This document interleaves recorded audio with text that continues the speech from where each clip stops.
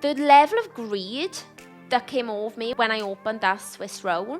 I was slicing it. I got a plate out. I sliced it. It didn't even make the plate. Cutting it and eating it off the knife. Hi loves, welcome back to Love What Luck. Hope you're all doing well. It feels like a really nice night to be filming tonight because it's Spotify Rap Day. You know, Spotify every year they do like a recap of what... there's no point explaining it to you because you would have seen it on Instagram for sure because everybody loves it, myself included. But what I've absolutely loved the most is the Spotify like podcast Wrapped, and seeing you guys tag me in your top podcasts has honestly brought me so much joy. It's made me so happy. So thank you so much to everyone that's tagged me.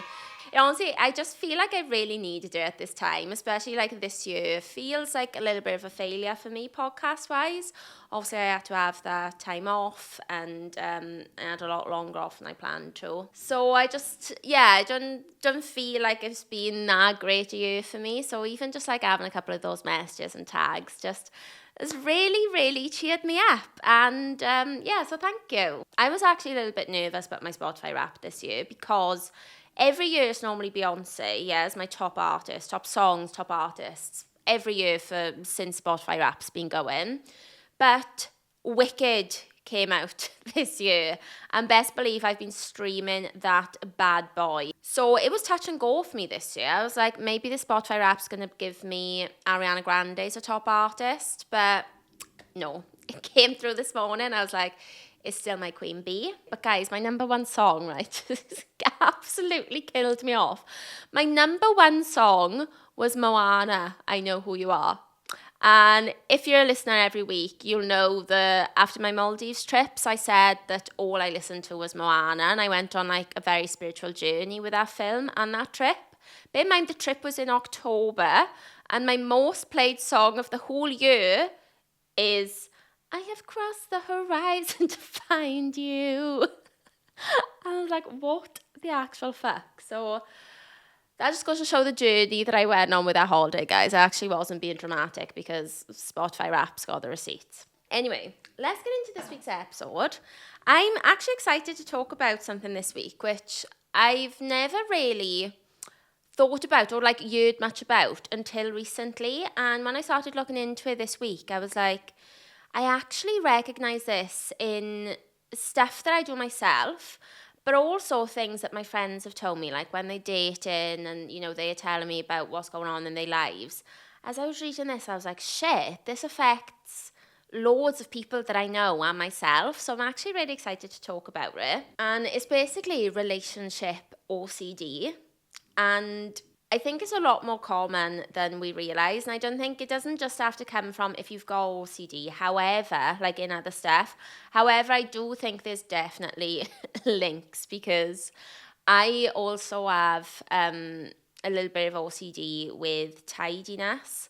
Like I've said before, everything in my cupboards has to be facing the straight, and I can't have things messy, and things bother me, and I actually notice it flares up more when I'm not in a good place.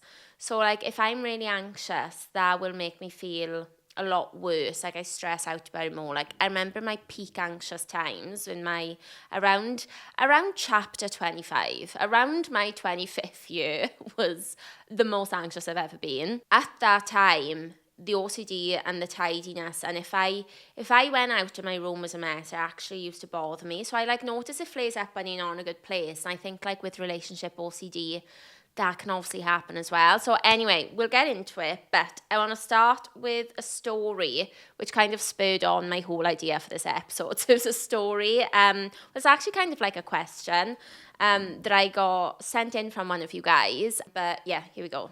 I saw a picture of my boyfriend's ex pop up on my Explore page. Thoughts and prayers with you there, my love. Thoughts and prayers. That's the equivalent of a social media drive-by. That's the least fun thing.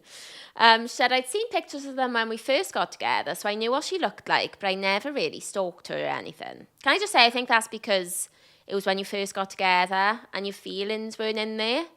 I think like when you first get with somebody, you've just got that just instant connection, and I think mostly probably a little bit low of everything is so perfect and like nobody else matters. And that feeling, I think, is one of the best feelings ever. When you start to get into things and then your feelings start to develop, that's when the cray tends to come out, I think. Completely relatable.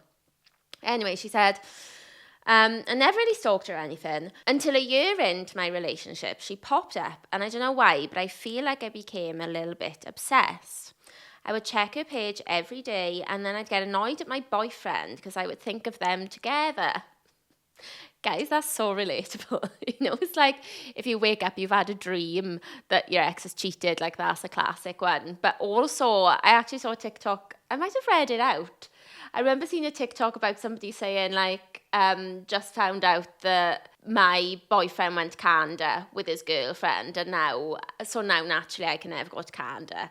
Or just found out that my boyfriend's at McDonald's with his ex before, now I'm angry at him. Like sometimes when all you've got to do is think about the person you love, like with their ex, like with somebody else that they loved. And it makes you a little bit crazy. So that is very relatable. Okay, she says, I was just comparing myself constantly to her and then convincing myself that my boyfriend probably preferred her to me and that they were better suited together. That's quite dark. Because it's one thing to be stalking the ex and then like getting annoyed at your boyfriend, but it's another thing to be stalking the ex and then like fully putting scenarios in your head based on what you're finding on her, because none of that is reality. Like when you are deep diving somebody on social media, you have to remember that firstly what they are posting is not reality. It is an absolute glimmer of what they want you to see. And whatever gaps you are filling in with your brain is also not reality. And I cannot stress that enough. Your brain will try and piece things together and will tell you a story based on your like core values and beliefs about yourself. And yeah, I just cannot stress enough that your brain is not always right. And sometimes it's a bit fucked. And I am learning this through my therapy journey.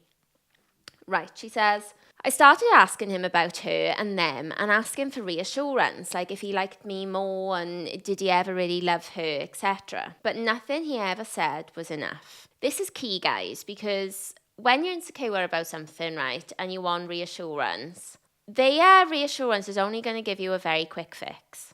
And bear in mind that you were insecure about something. It's never because of just that one thing that's happened. It is because of something deep inside you that has been there way before you met this person. Like our insecurities and how we feel about relationships and stuff develop from when we're young, from stuff that happens to us in our families, in our first loves. Like throughout our lives, obviously you get like your core beliefs, your values and everything. They don't just come out of nowhere, So they've been with you for 30 years. And when you are getting triggered over something that your boyfriend has done or, something that you think, I would say it's probably not all to do with that. Like I saw a quote before saying something like, nobody ever really experiences reality. You experience your nervous system. And that basically means that the exact same thing can happen, right, to you and your bestie, and you both feel a completely different way about it based on your like insecurities, your experiences, your values, your confidence levels, like basically all the stuff that builds you as a person. It's like if you've got a job interview, or you go into work. If your core belief is that you are doing a bad job or that people are never happy with you or, that basically you're just not good enough, it does not matter how many times somebody tells you you're doing a good job, your default will always be, oh shit, this is bad. It's like whenever, in my old job, I used to get called into the office sometimes and instantly I used to be like, I'm getting sacked. I hadn't done a thing wrong. I hadn't had any like bad reviews or anything, but like if I got a phone call like, oh, just come down and pop in, anxiety and fear. And that's got nothing to do, well, it did have a little something to do with our job, to be fair, because it was toxic AF. But I think that's what I mean, where if a guy is, or say like your boyfriend is telling you something, his reality is his truth, yeah, of what he's saying's happened. But if you've got all these different feelings inside you already based on like your insecurities and your concerns, wherever, you're not going to be able to take what he's saying in. It's never going to be enough because you need to change it in yourself. So yeah, so I started asking for reassurance, but nothing he ever said was enough. He eventually said to me he didn't think he'd ever convince me that he was happy with me, and he said he just couldn't do it anymore. I'm so devastated because I feel like I let the relationship break down.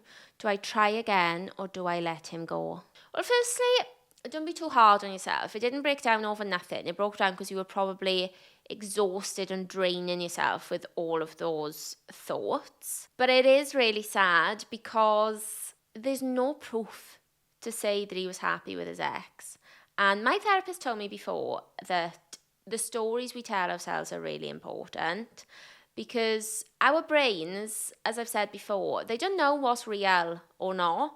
So if you tell your brain something enough times, it's going to believe it. And if you tell your brain over and over again, he was happier with her, she is better with me, your brain firstly is going to look for evidence to support that, hence the check in social media every day. And then you're going to believe it. And it's really sad that a relationship can break down over that when none of it was reality.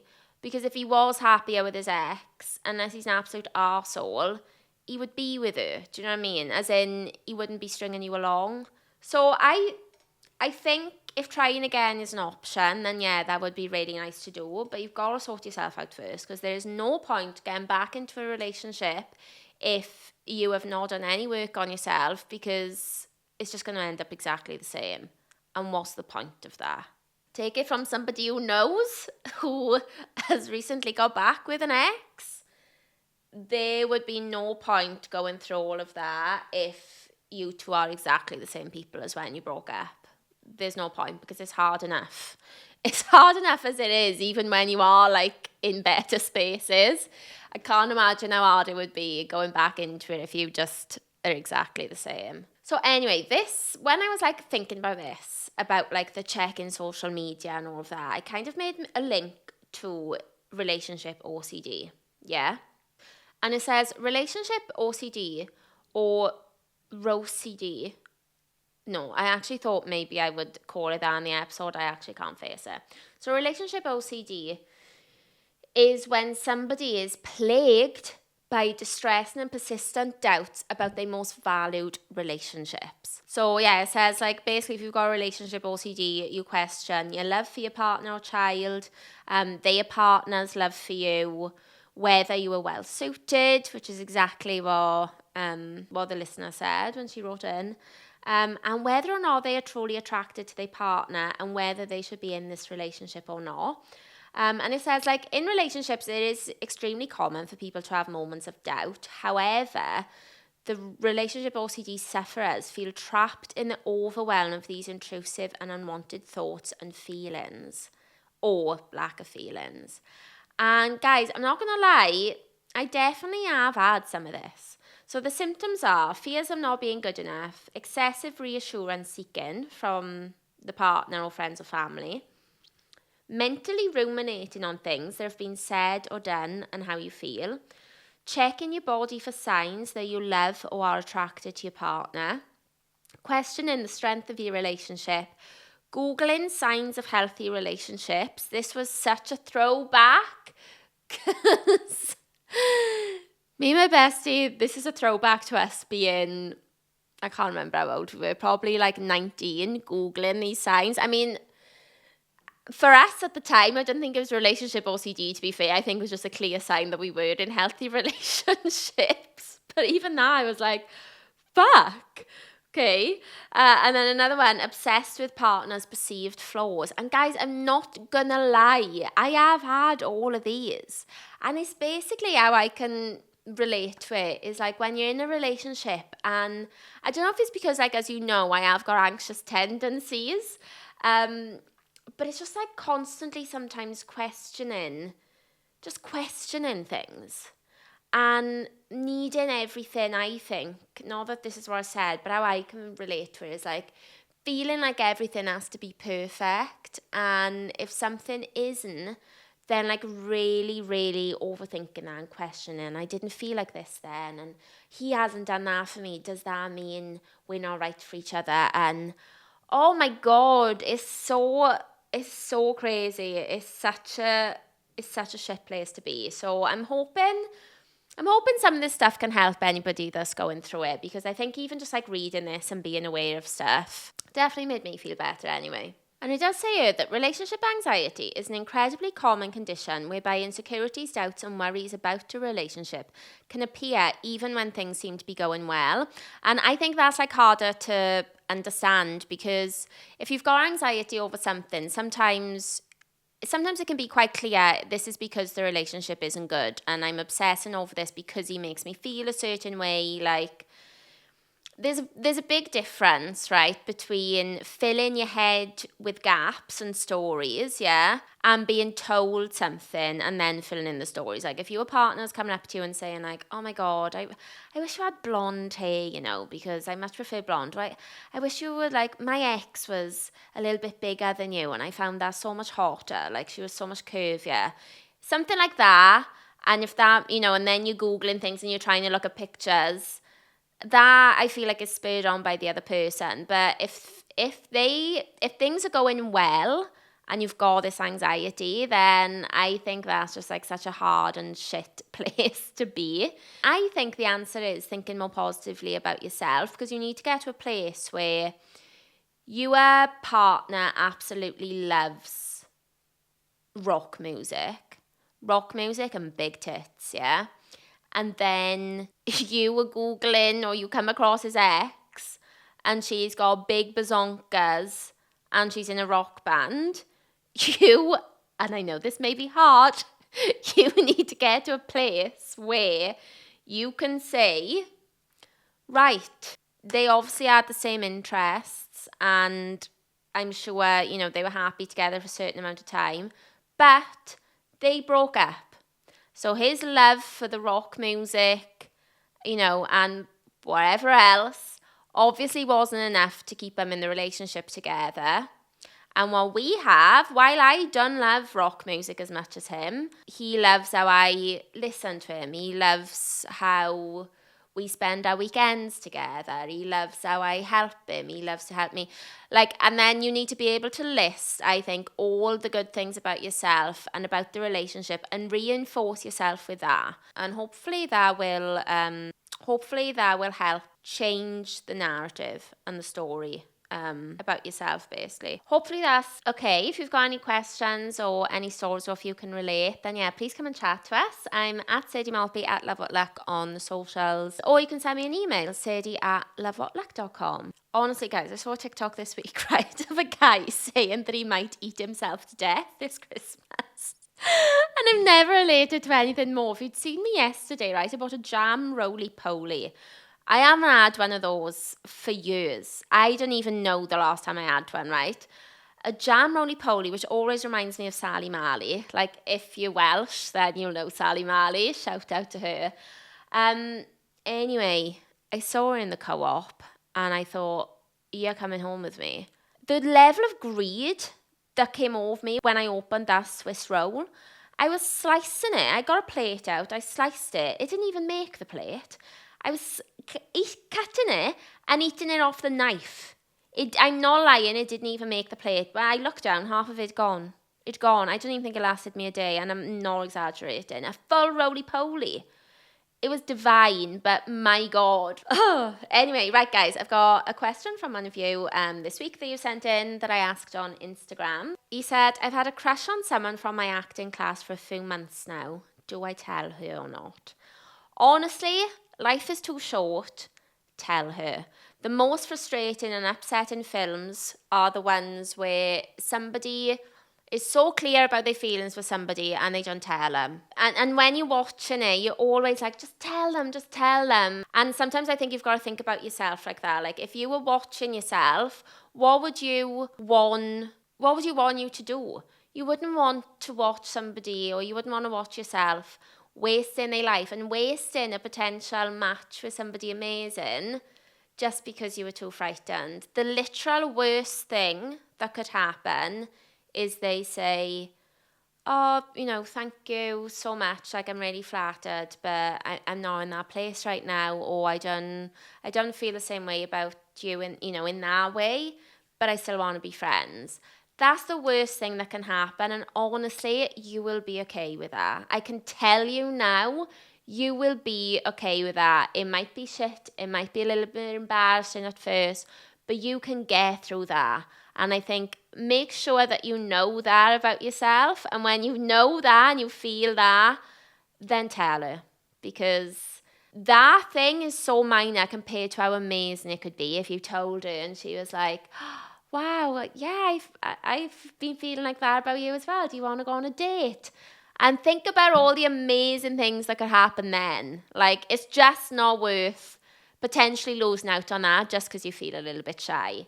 So absolutely do it. Absolutely do it. Thank you so much for listening. Please remember to subscribe if you're watching on YouTube, or follow on Spotify, and leave me a little review if you're listening on Spotify. They always go down well for me.